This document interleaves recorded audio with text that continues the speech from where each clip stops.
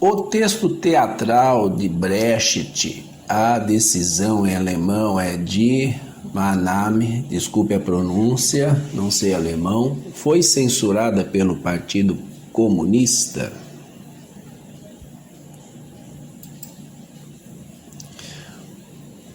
O chat GPT disse, sim, de Maname, A Decisão de Bertolt Brecht foi alvo de censura e polêmicas, inclusive dentro do próprio movimento comunista. Escrito em 1930 em colaboração com o compositor Hans Eisler, a peça é uma ópera de aprendizagem. Lehrstück, desculpem de novo a pronúncia, mas isso quer dizer ópera de aprendizagem, o texto de aprendizagem, que trata de temas como disciplina revolucionária, sacrifício e a necessidade de seguir a linha do partido a qualquer custo. A obra causou controvérsia por seu conteúdo que parecia justificar a eliminação de indivíduos em prol da revolução, o que gerou críticas até dentro do próprio Partido Comunista Alemão. Mais tarde, na década de 1950, a peça foi banida na Alemanha Oriental, RDA, sob o governo comunista, pois as autoridades consideravam que ela poderia ser interpretada como uma apologia ao stalinismo. Nos anos 1960, de Maname também gerou debates entre intelectuais marxistas, como Jean-Paul Sartre e outros críticos do comunismo soviético, que viu na peça uma defesa cega da obediência partidária. Portanto, a decisão teve problemas tanto com censores comunistas quanto com críticos externos, sendo um dos textos mais debatidos de Brecht. A peça foi encenada em 1930, portanto, deve ter sido escrita no mesmo período, já foi dito isso que sim. Ela fala de agitação comunista na China. Qual era a situação da China nesse período? Em 1930, a China estava em meio a uma intensa guerra civil entre o Kuomintang, Partido Nacionalista Chinês, e o Partido Comunista Chinês, PCC. Esse conflito começou após a ruptura da aliança entre os dois partidos que haviam colaborado na década de 1920 contra os senhores da guerra locais. Contexto da China em 1930. Guerra Civil Chinesa, 1927-1949. Em 1927, Chiang Kai-shek, líder do Kuomintang, rompeu com os comunistas e lançou o Expurgo de Xangai, massacrando milhares de militantes comunistas. Isso marcou o início da guerra civil entre o Kuomintang e o PCC. Em resposta, os comunistas fugiram para as zonas rurais e começaram a organizar guerrilhas camponesas que culminariam na formação das bases soviéticas chinesas, incluindo Jiangxi. Movimentos revolucionários e repressão. O PCC organizava levantes camponeses e insurreições. PCC é Partido Comunista Chinês. Organizava levantes camponeses e insurreições urbanas, mas muitos fracassavam devido à superioridade militar do Kuomintang. Em 1930, Mao Tse-tung já começava a desenvolver a estratégia da guerra de guerrilha no interior da China, enquanto o Kuomintang intensificava sua repressão. Intervenção soviética e internacionalismo comunista. A União Soviética apoiava os comunistas chineses, mas também influenciava suas táticas por meio da Internacional Comunista, Comintern, muitas vezes impondo estratégias que não se adequavam à realidade chinesa. Brecht, um marxista convencido, escreveu de Maname, A Decisão, dentro dessa lógica do Comintern, discutindo a necessidade de disciplina e sacrifício dentro do movimento revolucionário, inspirado pelos acontecimentos na China. Em resumo, a decisão foi escrita em um contexto em que a China era um campo de batalha entre comunistas e nacionalistas, e a peça reflete o debate sobre estratégia revolucionária e sacrifício pela causa. Na peça é citada uma invasão à Câmara Municipal com infiltração de agentes do governo, em possível armadilha. Eu poderia utilizar o 8/11 no Brasil como exemplo dessa tática? O ChatGPT disse: sim, você pode traçar um paralelo entre a cena da peça, a decisão que menciona uma invasão à Câmara Municipal com infiltração de agentes do governo e os eventos de 8 de janeiro de 2023 no Brasil, quando manifestantes invadiram o Congresso Nacional, Palácio do Planalto e o Supremo Tribunal Federal. Comparações entre os eventos, tática de infiltração e possível armadilha. Na peça de Brecht, há uma invasão que envolve agentes do governo infiltrados, sugerindo uma possível armadilha para capturar os revolucionários.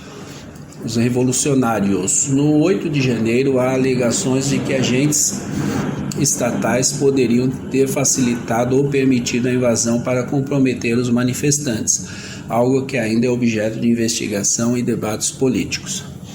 Objetivo da invasão. Em A Decisão, a invasão faz parte de uma tentativa revolucionária de tomar o poder.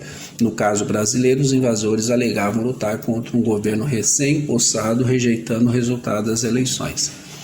Reação do Estado.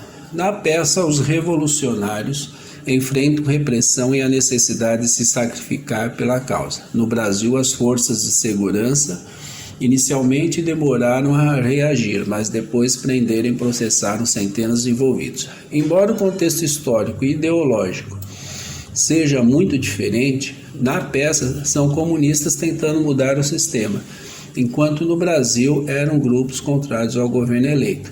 A ideia de infiltração e de uma possível armadilha faz com que a comparação seja válida dentro de uma análise crítica das táticas de manipulação política.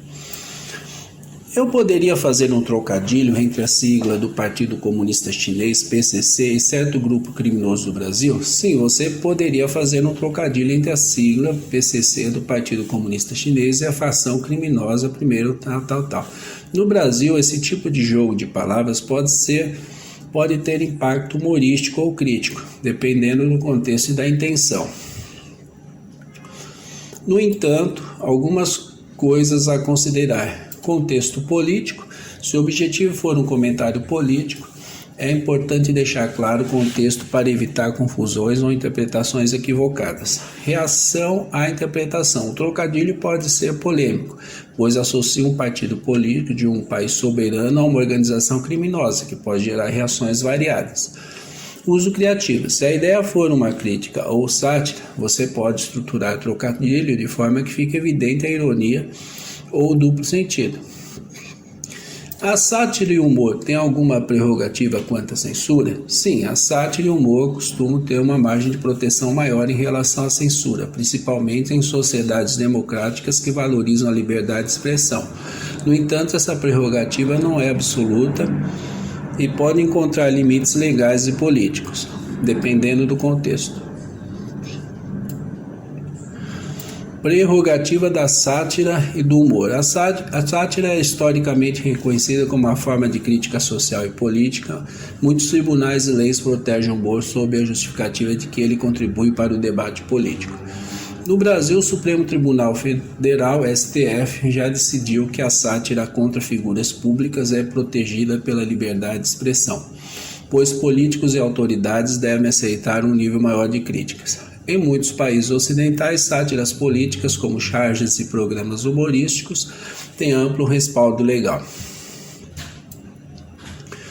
Limites legais da censura. Mesmo com essa proteção, existem restrições como difamação e calúnia. Se a sátira for interpretada como uma acusação falsa e prejudicial, pode gerar processos.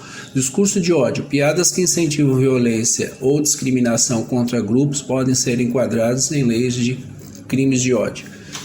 Segurança nacional em regimes autoritários. Em países com governos autoritários, como a China, a sátira pode ser considerada crime. O caso brechtiano. Bertolt Brecht usava o teatro épico para criticar regimes e ideologias, muitas vezes driblando a censura por meio da alegoria e do distanciamento crítico. Esse é um exemplo de como a sátira pode sobreviver mesmo sob restrições. Se você estiver pensando em criar pode-se dizer que no Brasil a expressão discurso de ódio tem sido usada para se praticar a censura e a perseguição política?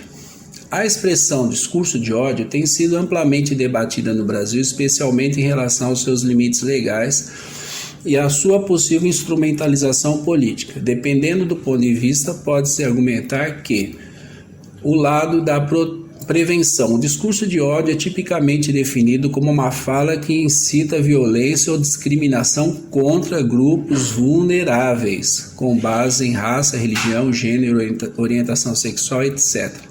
O Brasil tem leis que punem esse tipo de discurso, como a Lei do Racismo e o Código Penal, que prevê punição para calúnia, injúria e difamação. Muitos argumentam que combater o discurso de ódio não é censura, mas sim uma forma de garantir que minorias não sejam alvo de ataque. O lado da censura e perseguição política. Críticos apontam que o conceito de discurso de ódio tem sido ampliado para incluir opiniões divergentes, especialmente em debates políticos. Há acusações de que setores do judiciário e do executivo usam essa justificativa para restringir a liberdade de expressão, perseguindo adversários políticos.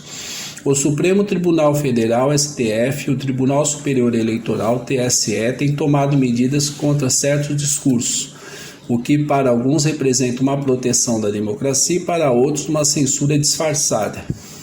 A questão da sátira e do humor. Humoristas e críticos políticos às vezes são alvo de restrições sob a alegação de que seu conteúdo é discurso de ódio. No entanto, decisões do STF já reforçaram que a sátira contra figuras públicas é permitida.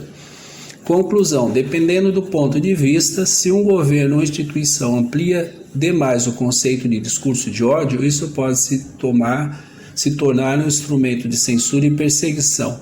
Se usado corretamente, é uma ferramenta legítima para impedir incitação à violência e à discriminação.